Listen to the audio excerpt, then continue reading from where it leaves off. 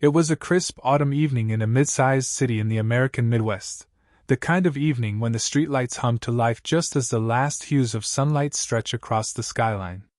The sidewalk along 47th and Maple buzzed with the mundane activities of a Thursday night, young men laughing on corner stoops, a tired mother ushering her 2 children toward the bus stop, a food truck belching out the scent of seasoned fries.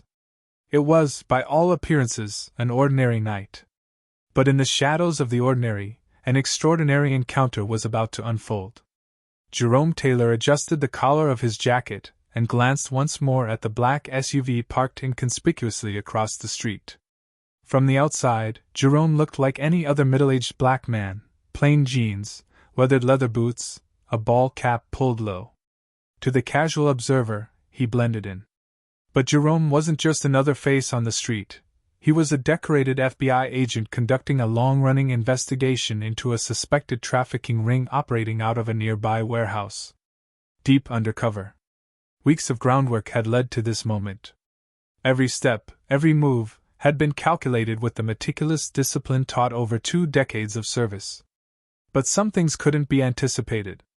As Jerome stepped out of the corner store with a bottle of water and a bag of sunflower seeds, he caught the unmistakable glint of red and blue lights in the corner of his eye. A police cruiser idled to a stop just feet away, its engine still rumbling.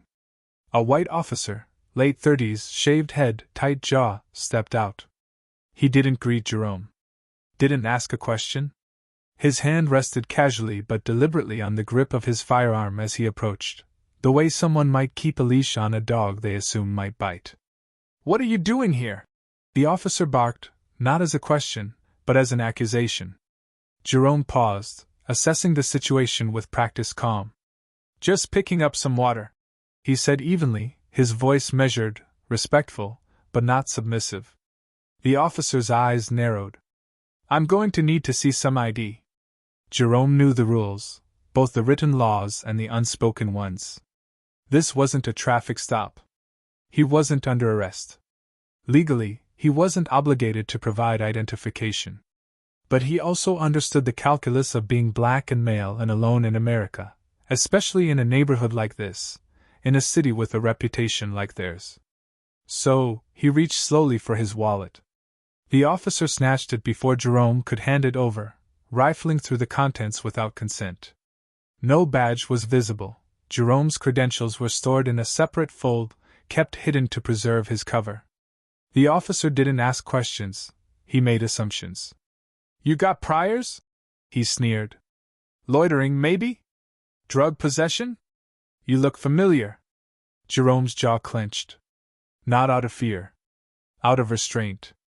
"I suggest you return my wallet and call your supervisor," Jerome said more firmly now. That was when things escalated.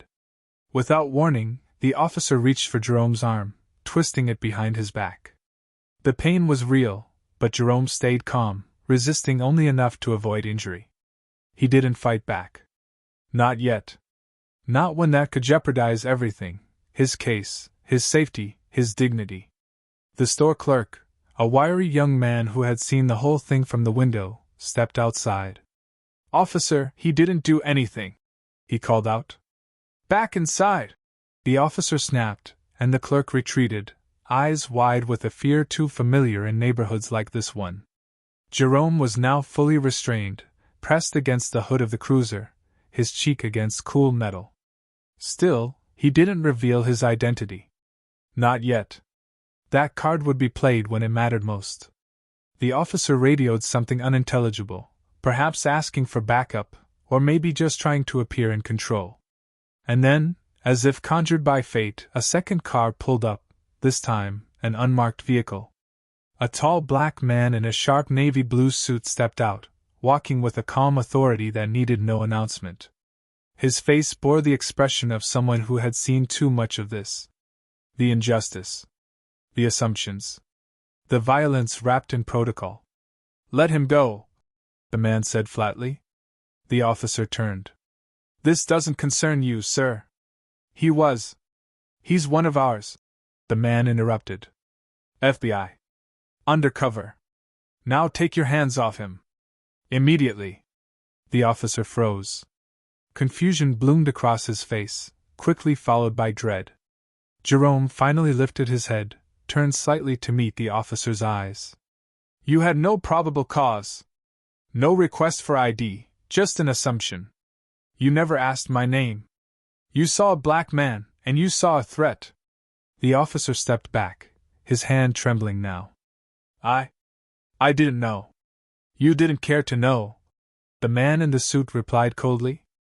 You violated protocol, you compromised an ongoing federal investigation, and you profiled a fellow officer of the law. That's not just negligence. That's dangerous.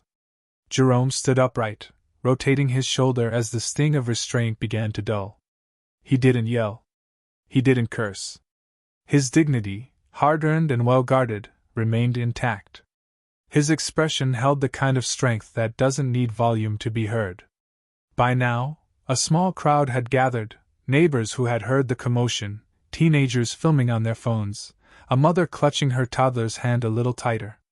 They watched as the truth unfolded, eyes wide not with surprise, but with the grim validation of what they'd always known, that suspicion, here, was reserved for a certain color of skin.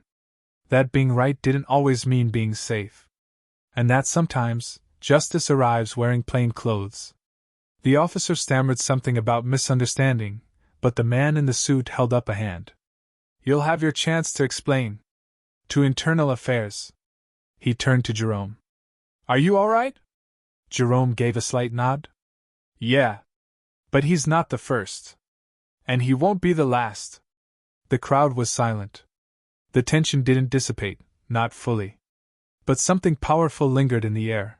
Pride, not just in Jerome's calm and in the truth, but in the collective knowledge that what had just happened was no longer hidden. It was recorded. It was witnessed. It would be told. As the officer was quietly escorted away by his own superior, a little boy in the crowd tugged at his mother's coat and whispered, Mama, he's FBI? She nodded, eyes still wet. Yeah, baby. He's FBI. The boy looked up at Jerome with wide eyes and said, He's like a superhero. Jerome smiled faintly, not for glory, but for the hope that maybe, just maybe, that boy would carry that image with him the next time the world tried to tell him what he wasn't. The following morning, Jerome sat in a starkly lit conference room inside the local FBI field office. The room was quiet, clinical, with nothing but the hum of overhead fluorescents and the occasional shuffle of paper. Across from him sat Agent Lisa Reddick, a senior internal affairs liaison dispatched from D.C. to conduct the preliminary review. She was black too, her presence alone a silent testament to the long road others had walked before her. But the way she carried herself, eyes alert, voice calm and unwavering, made it clear that she hadn't forgotten what it meant to wear the badge while wearing brown skin. Jerome leaned forward, elbows on the table, fingers interlaced. The case is compromised. I was supposed to make a contact last night. We lost weeks of groundwork because of one man's assumption. Reddick nodded. We'll rebuild. But what happened to you? What happened to this agency when one of its own was treated like a suspect before a question was even asked? That's not something we brush past. I've already reviewed the body cam footage. Jerome let out a breath. He didn't have his camera on when he made contact. Her eyes narrowed. Of course not. Silence filled the room again, thick with understanding. For the next hour, Jerome walked through the incident in full detail, not as an agent giving testimony, but as a man reclaiming control over the narrative. Every moment, the glance, the tone, the pressure on his wrist, was relayed with precision. But beneath the details ran a deeper current, a lifetime of learning how to stay composed while being reduced to a threat. When the interview ended, Reddick rose. This won't disappear, Agent Taylor. I won't let it. You've got my word. Jerome gave a slow nod, grateful but reserved. It wasn't that he didn't believe her. It was that he'd been promised justice before, and justice, for men like him, often arrived too late, or not at all. That evening, Jerome drove out to his mother's house on the east side of the city. It was a modest place with peeling shutters and a porch swing that creaked like an old memory. He hadn't told her what happened. Not yet. But he needed to see her, needed the grounding that only family could offer after a storm. She opened the door before he could knock. "I saw the video," she said simply. He stood there for a moment, stunned. "It's online already?" "Baby, it's everywhere." Inside, the TV played softly in the background, a local news station replaying footage from a teenager's phone. There he was, clear as day, held against a police car while the voice behind the camera whispered, "He didn't even do anything." His mother muted the TV and pulled him into a hug. "You all right?" "Yeah, Ma." "Physically, yeah?" She looked up at him, her hands on his face. "You held your peace. That's strength." "I wanted to do more," Jerome admitted. "I wanted to snap his wrists for grabbing me like that. But I thought about Dad. About everything he taught me." She smiled. "Your father would be proud. Proud that you knew who you were, even when he didn't."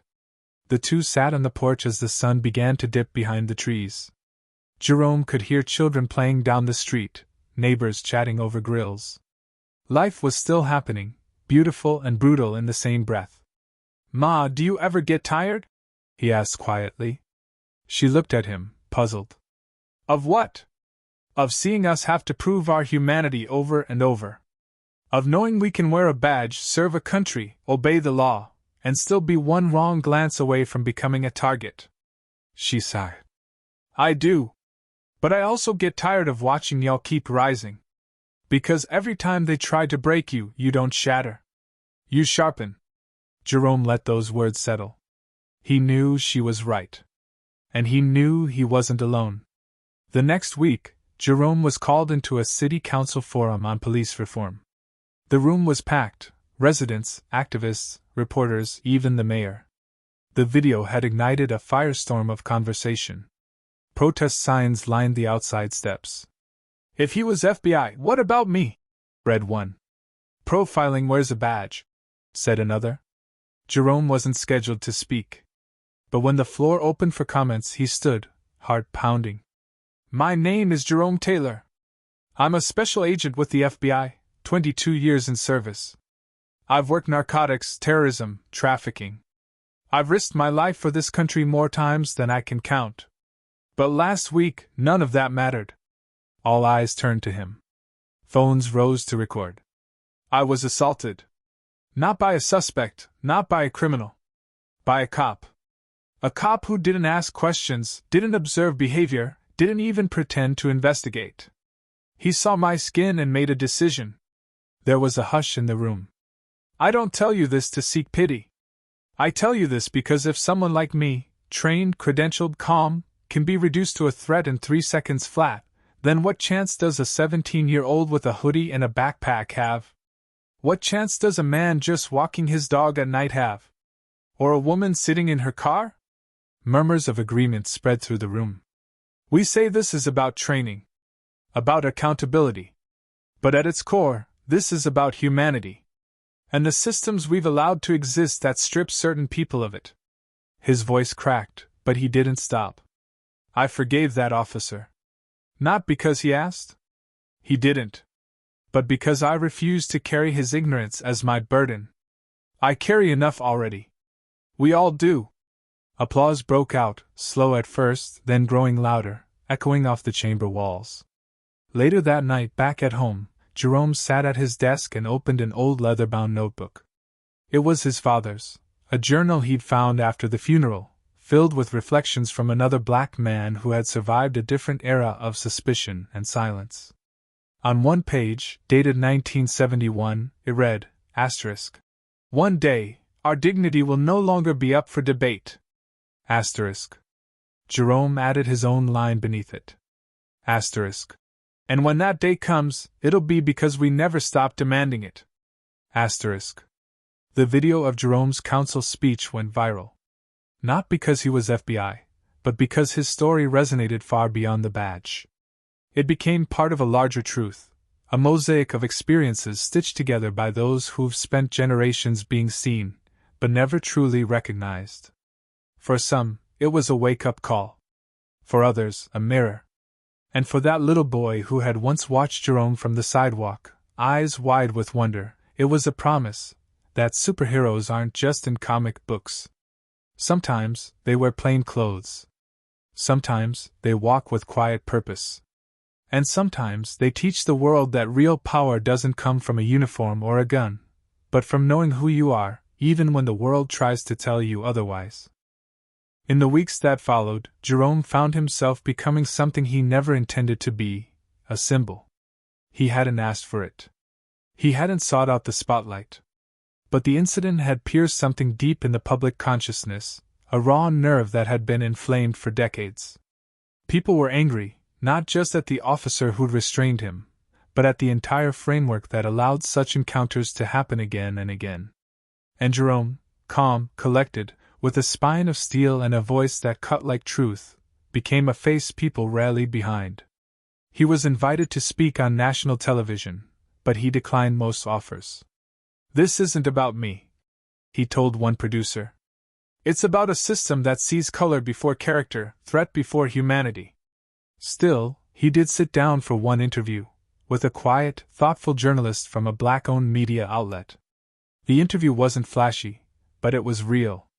"I became an agent to protect people," Jerome said. "To uphold the law. But some laws are enforced with blind eyes. And some officers bring fear instead of safety into our neighborhoods." The interviewer leaned forward. "What would you say to the young men who feel like no matter what they do, no matter how they dress, how they speak, how respectful they are, they'll still be treated like criminals?" Jerome took a moment, letting the silence speak first. "I tell them to remember who they are before the world tells them what they are. And I tell them this: your worth is not up for negotiation. Not by a badge. Not by a judge. Not by a system that was never built with you in mind. You stand tall anyway. You live with purpose anyway. Because dignity isn't given. It's claimed." The video reached millions. And in classrooms and barbershops, on stoops and in churches, people watched and nodded. Because they recognized the strength in his words. The quiet pain behind them. The unbreakable pride. Meanwhile, the officer who detained him, Officer Greer, was suspended pending an internal investigation. The police union circled its wagons, releasing a statement about stressful situations and difficult judgment calls. But public pressure was mounting. A petition demanding his termination had over 500,000 signatures. Still, Jerome remained clear. This isn't about revenge. This is about accountability. The department, facing intense scrutiny, held a press conference. The police chief, a seasoned Latina woman who had long struggled to clean up a force plagued by misconduct, stepped to the podium. "We failed Agent Taylor," she said plainly. "And in doing so, we failed our city. We cannot enforce justice while practicing injustice. And we cannot ask for trust while operating in fear." It was one of the few times the word racism had been spoken aloud by someone in uniform. It rippled across the community like a long-delayed confession. Soon after, Jerome was asked to return to Quantico to help reform undercover training procedures. At first, he was hesitant. "I'm not trying to become some poster boy for reform," he told his supervisor. "I'm just trying to do my job." But his supervisor, a tall black woman named Director Fields, put a hand on his shoulder. "You are doing your job, Jerome. In ways that matter more now than ever.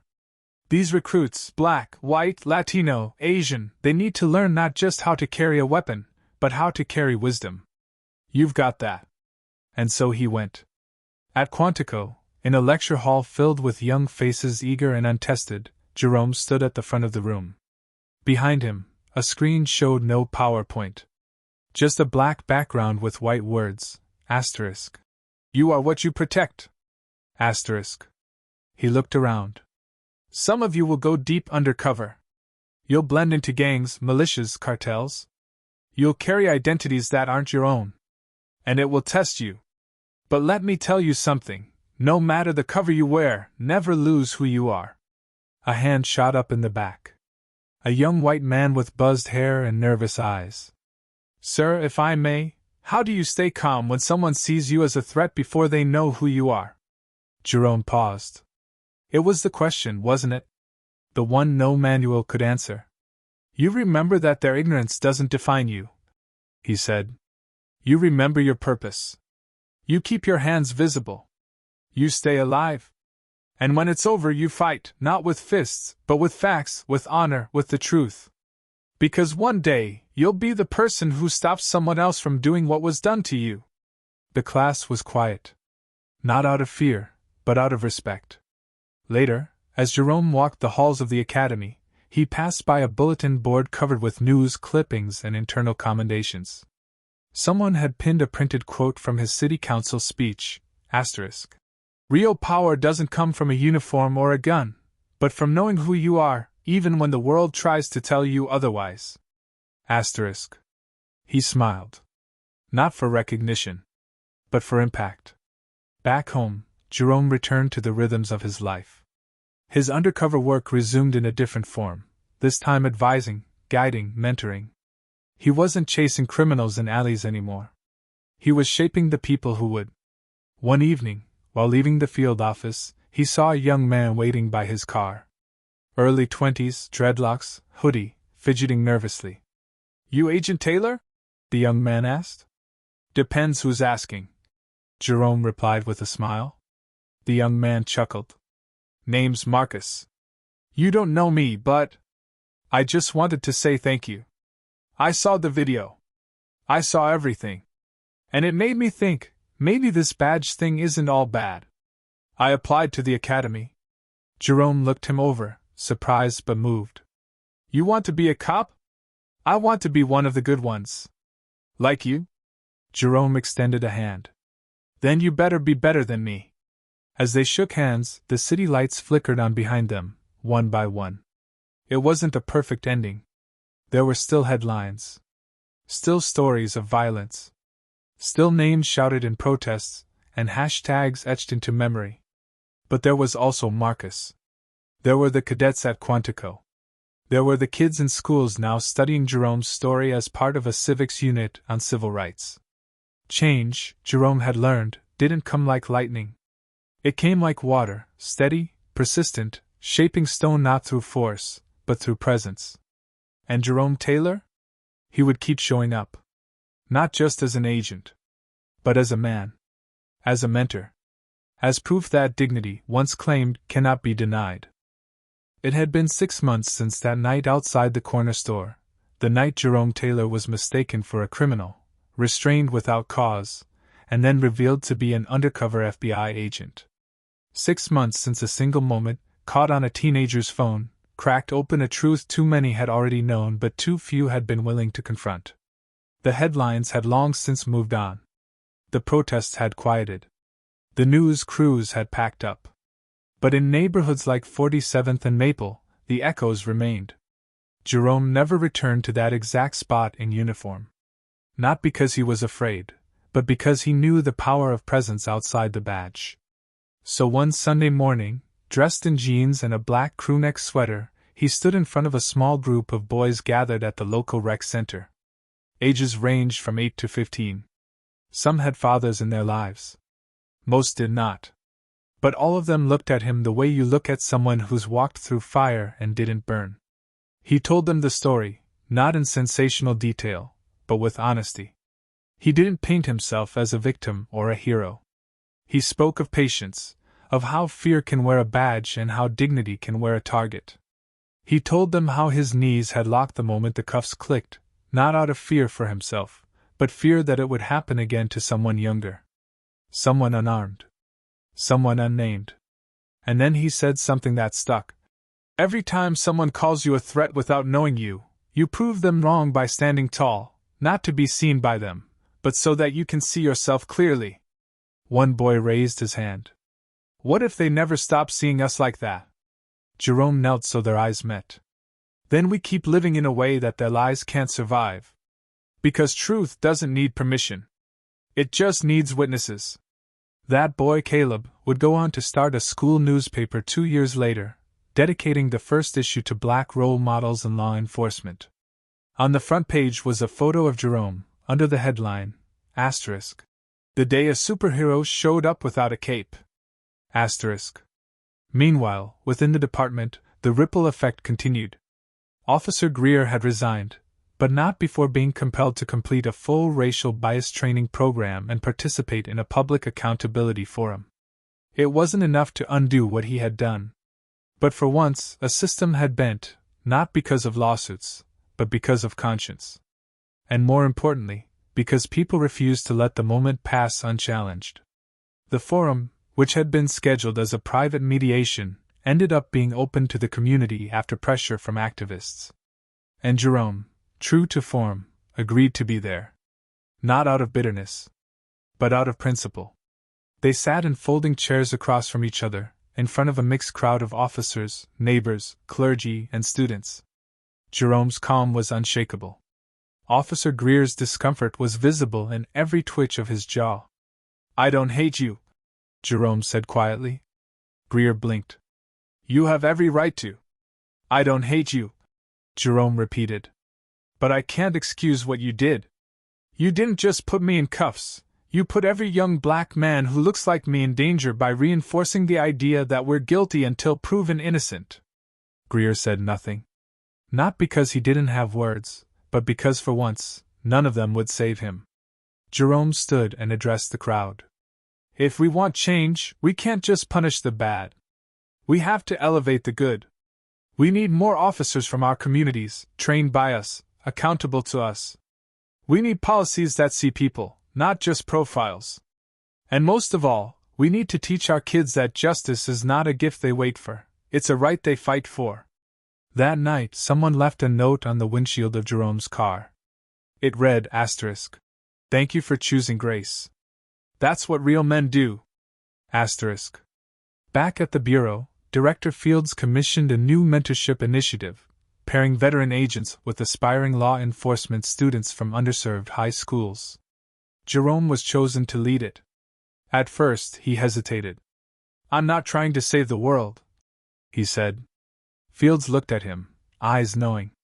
"You're not. But you might just change the one around you." So he leaned in. Every Wednesday evening, he met with a group of 5 students. They talked about criminal law, interrogation techniques, systemic bias, how to de-escalate a situation with words instead of weapons.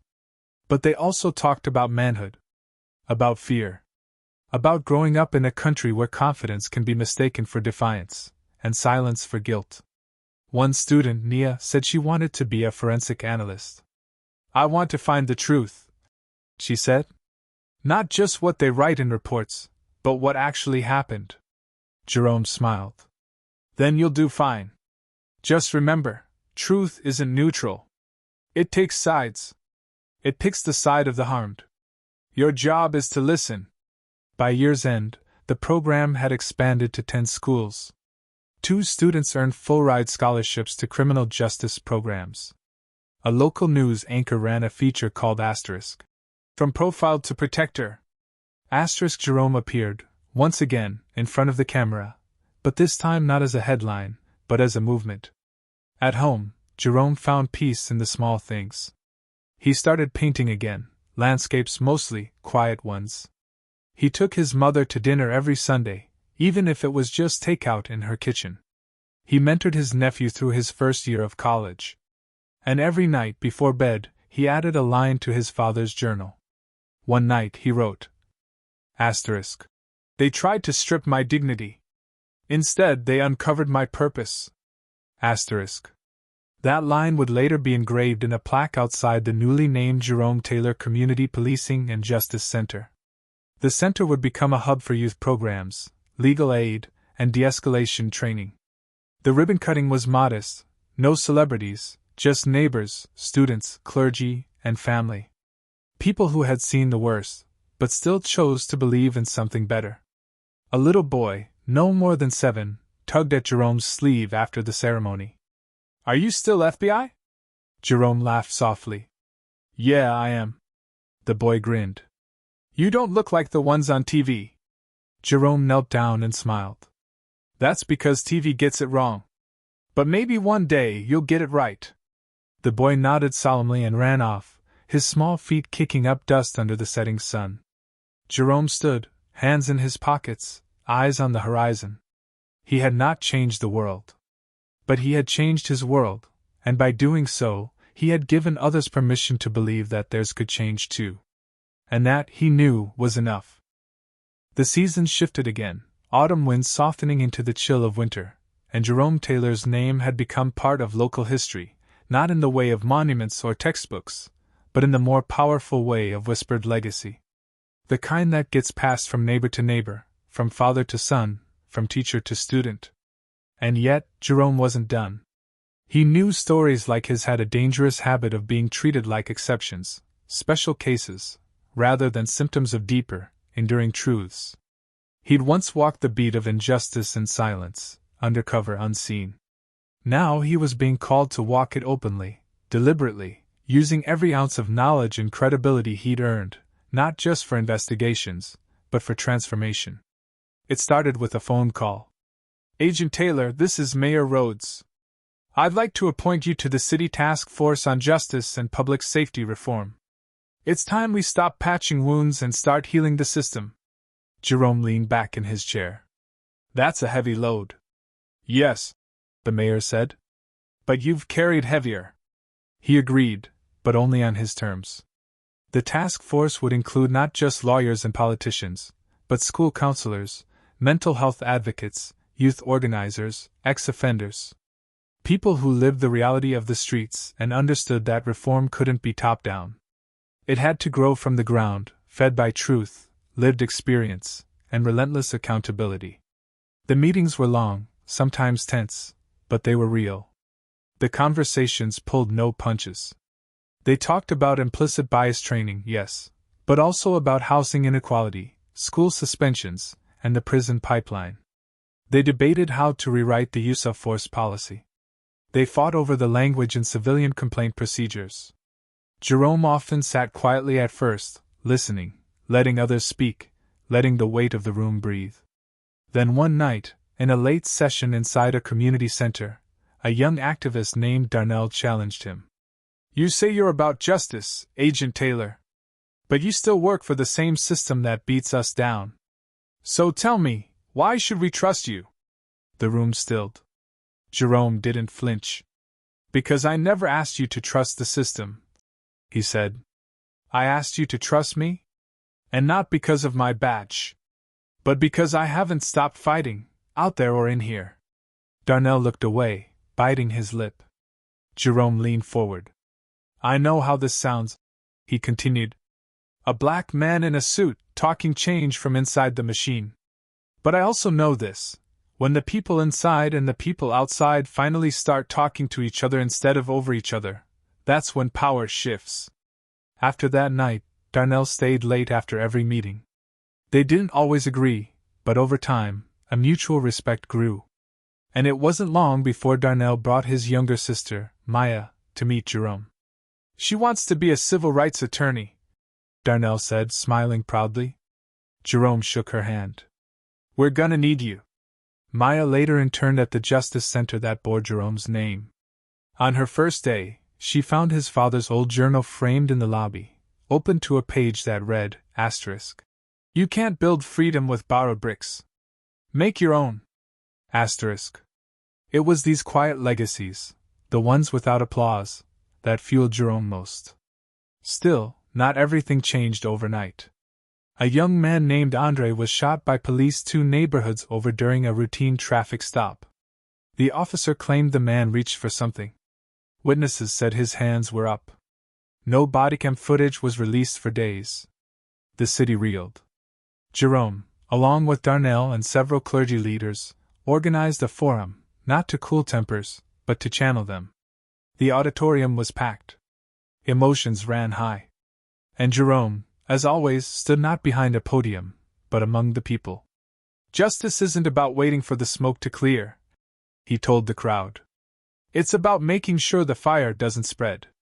That means holding people accountable, even when they wear the uniform I once wore. Especially then." He demanded the release of the footage. He worked with Andre's mother to ensure she had legal counsel. He met with the district attorney, who eventually filed charges, something the city had rarely seen before. It was a hard, painful victory. But it mattered. A few weeks later, Jerome returned to 47th and Maple. The corner store was still there. The same clerk nodded from inside. The street was quiet, dusted with early snow. Jerome stood there for a long moment, just taking it in. Then he heard a voice. "Agent Taylor?" He turned to see a young woman approaching. She looked about 20, bundled in a thick coat. Her eyes were cautious, but kind. "You don't remember me," she said. "But I was across the street the night it happened. I was with my brother. He had just come home from juvie. We were scared, thought maybe they were coming for him." Jerome said nothing, just listened. "After what you did, after you stood up, my brother started talking different. Like maybe the system didn't hate us. Like maybe he could be more than his record. He's taking GD classes now. Wants to be a social worker." Jerome swallowed hard. "What's his name?" "Tyrese." "Tell Tyrese," he said, "that I'm proud of him. And I'm here if he needs anything." She smiled. "He already knows. We all do." As she walked away, Jerome looked up. The sun had dipped behind the buildings, casting long shadows across the pavement. But the streetlights flickered on, just like they had that night so many months ago. Only now, something was different. This wasn't just the place where injustice happened. It was the place where resistance was born. Where dignity was defended. Where a man stood still, refused to break, and in doing so, bent history just a little more toward justice. 10 years had passed. The city had changed, not completely, not perfectly, but undeniably. New murals colored the walls where boarded-up windows used to be. One of them stretched along the side of the old rec center, now renamed the Jerome Taylor Youth Leadership Hub. It showed a black man standing tall in a plain black sweater, surrounded by words that spiraled upward like smoke from a rising flame. * dignity. Purpose. Resolve. Truth. *. Jerome never liked seeing his own face painted in tribute. But when he passed by and saw young kids pointing to it, some with backpacks, some with bruises, all with fire in their eyes, he let it be. He understood now, it wasn't a mural of him. It was a mural of what was possible. Jerome was older. His beard had gone gray at the edges, and his gait was slower from a long career of fieldwork and long days bent over files. He had retired from the bureau the year prior, not with fanfare, but with purpose. He'd written his own resignation letter by hand. One line stood out, *. You don't stop serving your people when the badge comes off. You just change uniforms. *. And true to that, he never stopped. Now, he taught part-time at the local university, criminal justice and ethics. His lectures weren't just theory or law, they were real stories pulled from the tightrope he'd walked for over 2 decades. His students, most of them black and brown, came to class early and stayed late. They called him Professor J or just OG Tay. And when he spoke, they listened, because he didn't just talk about justice. He carried it. One chilly October evening, after dismissing class, a former student named Maya, now a full-fledged public defender, came back to visit. She had just won her first high-profile trial. A wrongful arrest. The client was exonerated. "I used your quote in my closing argument," she told him, smiling. "The one about justice picking a side." Jerome nodded, proud but quiet. "You did good." "No," she said, eyes shining. You did good. Years ago, you looked at a room full of kids with nothing and gave us a reason to fight. Now we're fighting. And we're winning." She handed him a small gift, a leather notebook, nearly identical to the one his father once kept. Jerome opened to the first page. It read *. For the next generation of witnesses. *.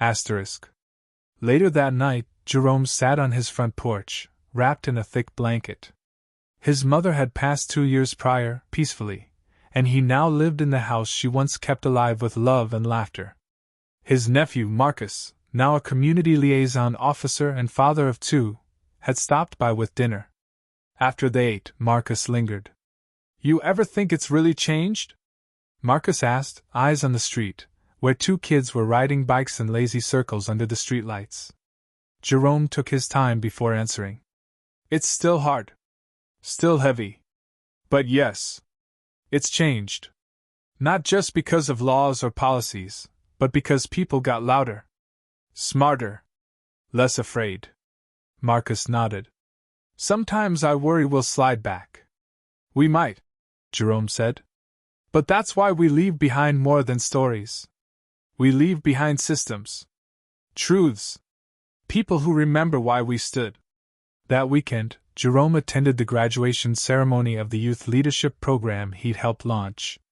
Dozens of teenagers crossed the stage, each one holding a certificate and a copy of a slim, stapled book. Inside were reflections from past students, poems, essays, journal entries, some raw, some refined, all real. One young woman, Aaliyah, gave the keynote. She spoke about growing up in a world that saw her body as a threat before they ever heard her voice. She spoke about Jerome, how she'd once seen him speak in a middle school auditorium and decided, right then, to become an advocate. I don't just want to be heard, she said, her voice trembling with purpose. I want to be understood. And if I have to break down doors to make that happen, so be it. Jerome sat in the front row, hand over his heart. He didn't cry often. But that day, he let a single tear fall. Not out of sadness, but out of awe. Later, she came up to him. You don't know me, she said shyly. Jerome smiled. I know you now. You were the first person I ever saw fight without raising your voice. He paused. And you'll be the next?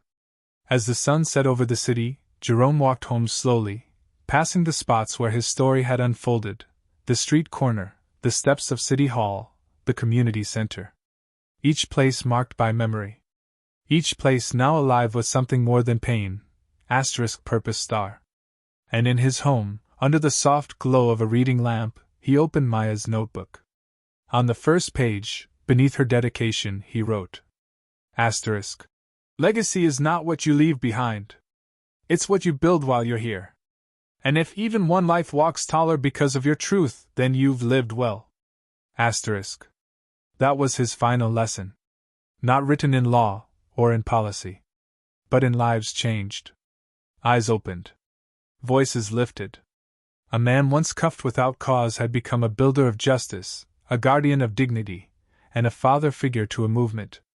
And even when the news cameras turned elsewhere, even when his name faded from headlines, the work continued, quietly, fiercely, beautifully. Because Jerome Taylor didn't need the world to remember him. He only needed the world to remember what he stood for. And in the end it did.